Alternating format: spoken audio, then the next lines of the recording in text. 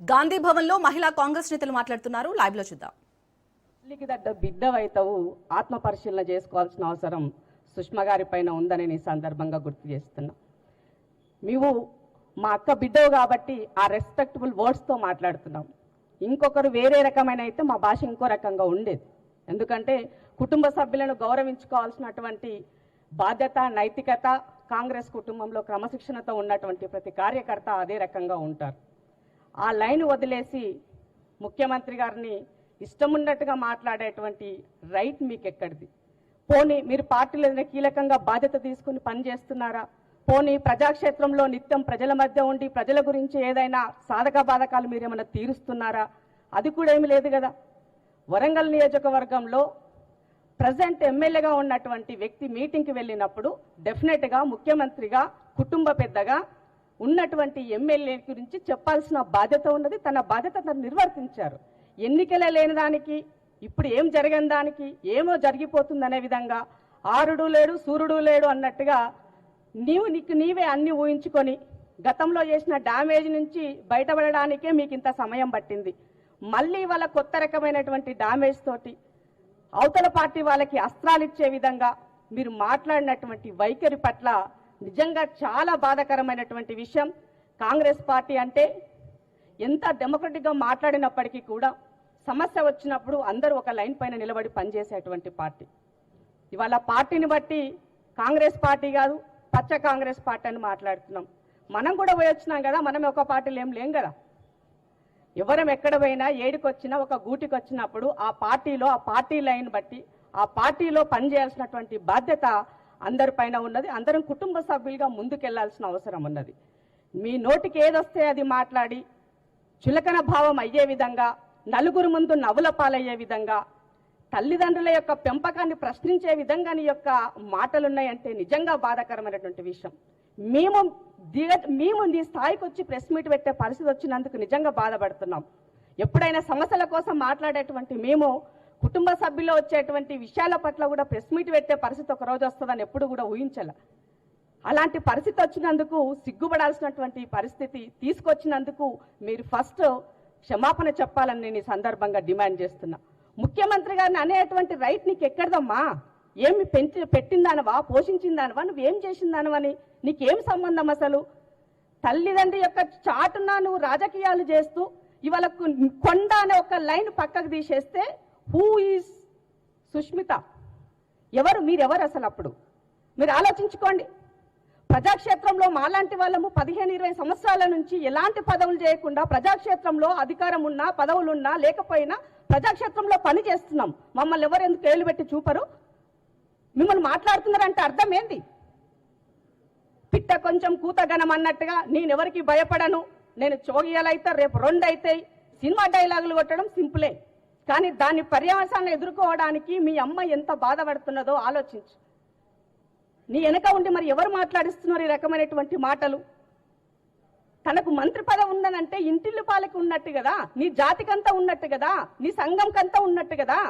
దాన్ని ఎట్లా ప్రొటెక్ట్ చేసుకోవాలి? ప్రజలతో ఎలా వెళ్ళాల్సింది వదిలేసి ఇంట్లో పొద్దున్న లేస్తే పోరు పెట్టుకుంటే ఏమొస్తుందని అడుగుతున్నాం.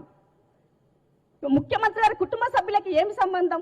ఎవరికైనా పదవి ఇచ్చిందా రేవంతన్న? ఇంట్లో ఉన్న కుటుంబ సభ్యుల్లో ఎవరైనా డైరెక్ట్గా వచ్చి ప్రభుత్వంలో ఏమైనా పదవులు తీసుకున్నారా? కొన్ని పార్టీల పదవులు తీసుకున్నారా? వాళ్ళు ఎక్కడైనా వచ్చిన పెత్తనం చేసినారా? ఉన్నోళ్ళనంట కొండారెడ్డిపల్లి ఊరి వరకు పరిమితం అవుతారు. అలాగే ఇప్పుడు కొడంగల్ నియోజకవర్గం ఉంటే అక్కడి వరకు పరిమితమై అన్నకు హెల్ప్ చేసి పని చేస్తున్నారు. వాళ్ళని ఎందుకు మారిపోసుకుంటున్నారు పొద్దున్న లేస్తే? అంటే నువ్వు మాట్లాడే మాటలను బట్టి చూస్తే నీ వెనక మరి బీజేపీ బీఆర్ఎస్ ఉండి మాట్లాడిస్తుందో అని అనుకోవాల్సిన పరిస్థితి ఉన్నది. కాబట్టి మాట్లాడే ముందు నరం లేని నాలుక ఏదైనా మాట్లాడుతుంది.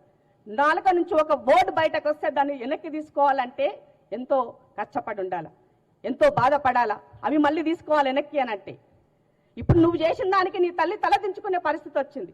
ఆల్రెడీ క్షమాపణలు చెప్పిన సంగతి మర్చిపోయినావమ్మా. మళ్ళీ అవే మాటలు రిపీటు, అవే అహంకారమైనటువంటి మాటలు.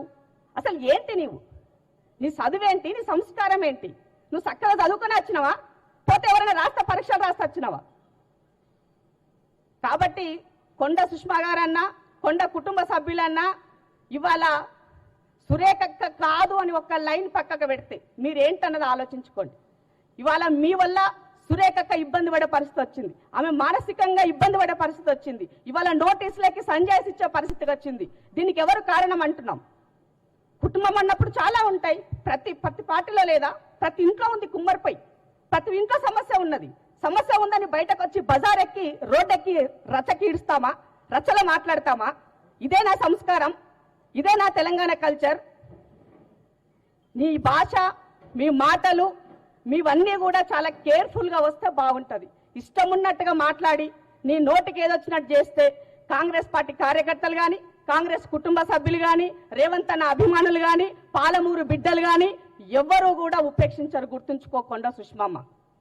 మళ్ళీ మళ్ళీ చెప్తా, నేను నీవు చేసేటువంటి వ్యాఖ్యలకి ఇవాళ మొత్తం అంతా కూడా పక్కపాటు ట్రోల్ చేస్తున్నాడు మమ్మల్ని. ఎందుకు ట్రోల్ చేయాల్సిన అవసరం ఏమొస్తుంది? దేని గురించి? ఎవరి దగ్గర ఏ అవినీతి ఏమేం చేశారని నీ దగ్గర ఏం చిట్టా ఉందని నువ్వు మాట్లాడుతున్నావు? నీ దగ్గర ఉంటాయి దర్యాప్తు సంస్థలు ఉన్నాయి, దమ్ముంటే. అది లేదు. మళ్ళా ఏదో ఒకటి చూపాలా, ఇంకొకటి పబ్బం గడుపుకోవాలా? ఇదేనా నువ్వు చేసే రాజకీయం? పరిపక్వత లేని రాజకీయం నడబడుతున్నది. ఒక సీనియర్ ఎమ్మెల్యేని పట్టుకొని డైఫర్లను మాట్లాడుతున్నావు. నువ్వు ఇంకా ఆడనే అయిపోయింది, నీ మైండ్ ఆ డైఫర్ల కాడనే అయిపోయింది. నీ మెచ్యూరిటీ లెవెల్, నీ పరిపక్వత అక్కడే ఉందని కనబడుతున్నది. ఏదో ఘాటుగా మాట్లాడితే, సినిమా డైలాగులు వదిలేస్తే నన్ను వెనక నుంచి ఎవరు నన్ను బెదురుకుంటారేమో, మమ్మల్ని ప్రొటెక్ట్ చేస్తారేమో అంటే అది తప్పమ్మా. సొసైటీలో, సమాజంలో ప్రజల కోసం పని చేసినటువంటి వాడు లీడర్ అవుతాడు. లేదు అంటే రౌడీయిజం, గుండాయిజం దాని కొంచెం చేయాలనుకుంటే అది ఇంకో రకంగా మాట్లాడుకుంటారు. మీ అమ్మ నాయన ఈడి దాకా వచ్చినారంటే ఎంత కష్టపడి ఎన్ని భరిస్తే ఈడి దాకా వచ్చి ఉంటారు. అలా పేరును పూర్తిగా దిగజార్చే విధంగా నువ్వు రాజకీయాలు చేస్తున్నావు. ఎస్, రేవంత్ అన్న నీ ఇంటికి వచ్చి ఉండొచ్చు, అడిగుండొచ్చు, అంత మాత్రాన అవహేళనగా మాట్లాడాలా? పార్టీ అన్నప్పుడు, అధికారంలో రావాలన్నప్పుడు, 10 సంవత్సరాలు కష్టపడుతున్నప్పుడు కార్యకర్తలకు బాధ్యత నిలబడడం కోసం తన గొంతుకై ఒక్క చేయితో పార్టీని నడిపినటువంటి సంగతి మరిచినావా? ఏం చేసినారని మీరు? పోనీ వర్కింగ్ ప్రెసిడెంట్గా ఉంటారని వచ్చి పాదయాత్ర చేసినారా ఆయనతో కలిసి? మీరు ఎండలు వచ్చినారు, ఎక్కడున్నారు మీరు? ఇవన్నీ మాట్లాడాలి. పూర్వ ఉత్తాలను మారాలంటే మళ్ళీ అది ఇంకో రకంగా వెళ్ళిపోతుంది. కానీ అది నా సంస్కారం కాదు, నా సంస్కృతి కాదు, అది నా సభ్యత కూడా కాదు. కుటుంబ సభ్యులని గౌరవంగా చెప్తున్నాం. ఇంకేదో అన్నారు నిన్న, మీరెవరైనా ప్రెస్ మీట్లు పెట్టి ఖండించే ప్రయత్నం చేసి ఇంకేదైనా చేసినట్లయితే మరింత రెచ్చిపోయి మాట్లాడుతుంటే ఏం రెచ్చిపోతావమ్మా? రెచ్చిపోతావు, పుచ్చిపోతావు, గుర్తుపెట్టుకో. అది సొసైటీ ఏది ఎప్పుడు కూడా అన్నిటిని రిసీవ్ చేసుకోదు. మంచిని తీసుకుంటుంది, ఎట్ ద సేమ్ టైం చెడుని తీసుకుంటుంది.